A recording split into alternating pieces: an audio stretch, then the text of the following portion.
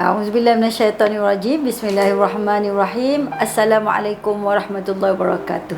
Sesungguhnya Al-Quran merupakan sumber rujukan terpenting dalam kehidupan manusia. Dalam surah At-Takwir, Allah menjelaskan kepada kita, in huwa illa dzikrul lil alamin. Sesungguhnya Al-Quran itu adalah merupakan peringatan bagi seluruh penduduk alam termasuk manusia. Dalam kehidupan berkeluarga sangat penting kita meletakkan Al-Quran sebagai teras utama. Allah menjelaskan kepada kita bahawasanya punca kebahagiaan sesuatu keluarga itu, sebagaimana dalam surah Ar-Rum ayat 21, adalah berkisarkan kepada 3 sifat, iaitu pertama mawaddah, sakinah dan juga rahmah. 3 perkara inilah sebenarnya yang sangat dipentingkan dalam kehidupan kekeluargaan, dan untuk mendapatkan ketiga-tiga ini haruslah kita menjadikan Al-Quran itu sebagai perlembagaan khas. Yang kedua, untuk memastikan keluarga kita ini berjalan di atas muka bumi ini dan berkembang dengan cara yang baik dan membentuk keluarga soleh dan solehah, maka hendaklah kita menjadikan Al-Quran itu sebagai petunjuk dan juga hidayah. Sebagaimana disebutkan, sifat Al-Quran itu adalah hudan wa bayyinat minal huda wal furqan. Sifatnya yang pertama adalah sebagai petunjuk. Yang kedua, melalui Al-Quran, ahli-ahli dalam keluarga tersebut dapat membezakan, iaitu furqan, antara hak dan batil. InsyaAllah keluarga yang dapat membezakan antara hak dan batil akan berjalan di atas panduan Allah Subhanahu Wa Taala. Saya juga nak menyeru kepada semua keluarga di luar sana, terutamanya ibu dan bapa, jadikanlah Al-Quran itu sebagai sahabat terbaik yang boleh dibawa ke mana-mana sahaja. Kita wajib pastikan anak kita itu bukan setakat membaca Al-Quran dan khatam Al-Quran, tetapi sampai kepada peringkat yang sebenar, iaitu tadabbur Al-Quran, dan juga akhirnya menjadikan isi Al-Quran itu sebagai amalan dalam kehidupan mereka. Kalau boleh, setiap anak tu dia kena ada Al-Quran khusus. Tak kira lah kalau anak tu dia mesra teknologi sekarang, kita dah ada Quran digital, boleh juga secara fizikal.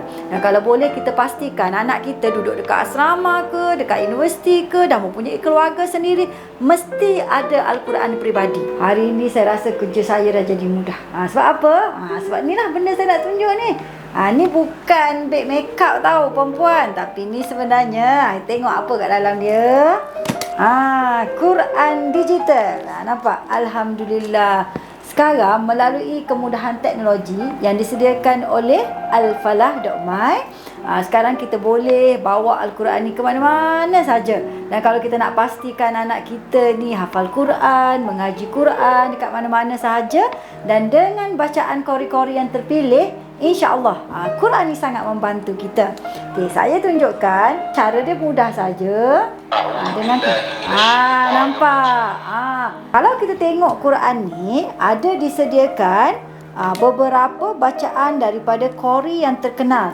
Dan kalau kita minat, kita boleh pilih lah mana-mana satu qori yang kita minat. Contohnya lah, Sudai. Saya kadang-kadang suka Sudai ni sebab dia baca satu-satu, mudah nak ikut. So sekarang kita boleh tekan dekat nombor yang mana kita minat.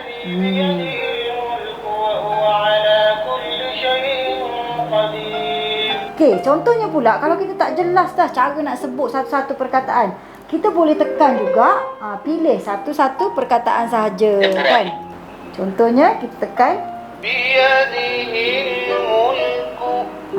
kita kan tak jelas nak sebut macam mana dah tu. Biadihil mulku. Kita pun dengar cara sebutannya, dan kita ni. Satu lagi keistimewaan pen ni, kita pun nak test jugalah adakah kita ni betul ke tak, kan? Kadang-kadang telinga kita dengan kita punya sebutan dia tak sama. Telinga kita rasa dah betul, tapi bila sebut lah rupanya salah. So kita nak tahu, kita boleh juga record. Kita record lah, contohnya biadihil mulku. Kita dengar balik, kenapa tak sama dengan qori ni? Nampak tak betapa mudahnya sekarang teknologi yang ada, yang membantu kita untuk lebih dekat dengan Al-Quran dan mencintai Al-Quran. Di samping itu, bukan setakat kata surah, doa-doa pun ada. Sampai 23 doa. Kalau nak suruh anak hafal, dan kita pun mungkin tak ingat lah mak-mak ni kan. Jangan malu nak ngaku. So kita letaklah, contohnya doa memasuki rumah. Bismillahi walajna. Bismillahi kharajna. Wa ala rabbina tawakkalna. Anak dengar pun terkejut. Ui, mak baca macam orang Arab. Tapi mak dia tak tahu sebenarnya kita simpan ni benda ni kat dalam, kita suruh dia ikut sekali kan. Tu rahsia dia. Okey, jadi sekarang alhamdulillah hanya membawa sekeping kertas ini dengan pen digital ini, puan-puan dah boleh sebenarnya belajar Al-Quran daripada mana-mana sahaja, dan boleh juga record, boleh dengar balik, talaki balik.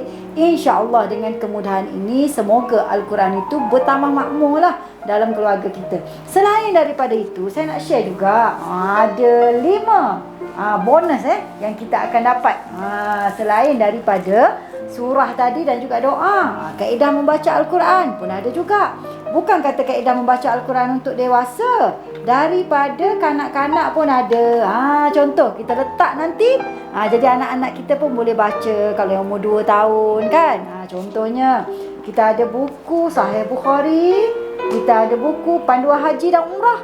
Seterusnya kamus travel pun ada, doa-doa harian. Saya daripada doa-doa dekat ni, yang ni lebih detail lagi lah, dan boleh baca sendiri, dan boleh juga kita nak buat rujukan. Selain daripada itu, saya nak share satu perkara lah. Kalau kita nak baca Al-Quran, kita kena pilih yang ada jaminan daripada Kementerian Dalam Negeri Malaysia. Sebab kat luar sana kita ada banyak Al-Quran, tapi kadang-kadang bila saya ajar Quran contohnya, ada titik tak sama, ada cara eja tak sama, nanti dia orang bergaduh pula dengan saya. Tapi yang ni ada jaminan, jaminan daripada Kementerian Dalam Negeri. So yang ini dijamin sahih mengikut kaedah yang telah diperakui oleh Kerajaan Malaysia. Jadi tak payah runsing-runsing lagi lah.